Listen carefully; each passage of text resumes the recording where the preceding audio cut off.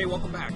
So today we're going to take a look at Google Classroom from a student perspective and also from a parent perspective and a support teacher perspective.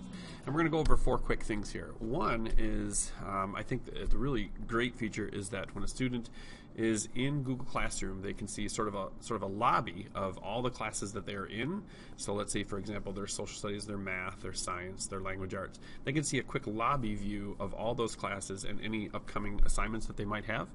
The second thing is, once they're in any one of those particular classes, let's say they click on and enter in their social studies class, they can look at quick assignment details, any notes the teacher has given, and they can verify if they've in fact turned something in. If they think they've turned something in, it will actually say turned in.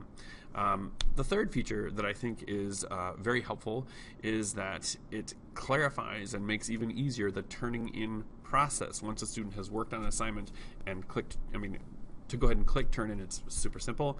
And then I think the last feature that really helps is it's easy for a teacher to add support staff to classes. So if you're down in a resource room or a special education classroom or some other kind of support classroom, you can quickly look to see for all of your students what assignments are due, what assignments are done, and parents also have that view so they can help their students with the age-old question, you got any homework tonight? So let's take a look at Google Classroom. Once students are signed into their Drive, getting into Google Classroom is very simple.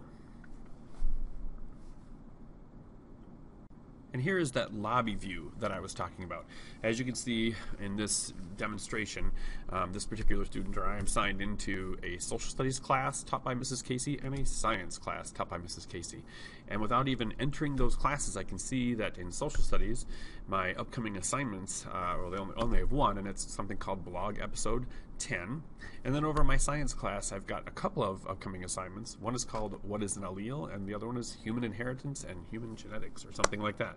So let's take a look at that social studies class. Whoops.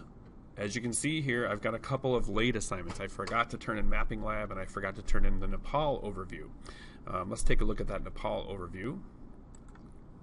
So here's that Nepal overview. Maybe what I needed to do for this assignment is go ahead and create a document. As you can see right away, when I create the document, my name is already attached to that document. Maybe I needed to go into the document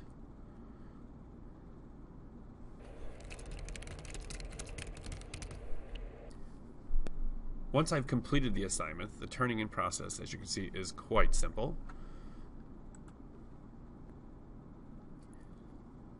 And when that turn-in screen pops up, there's an opportunity for the student to write a note.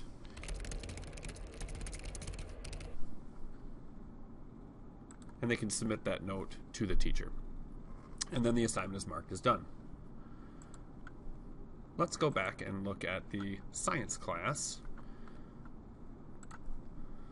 to see, due today I've got what is an allele. So I click on this. In this case, Mrs. Casey has already created the document for me. It's called Important Genetics. So what I need to do to work on that is simply to click on it and begin working on the assignment.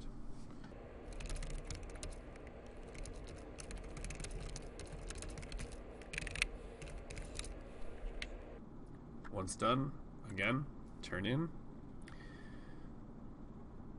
Type up any notes if need be, click turn in,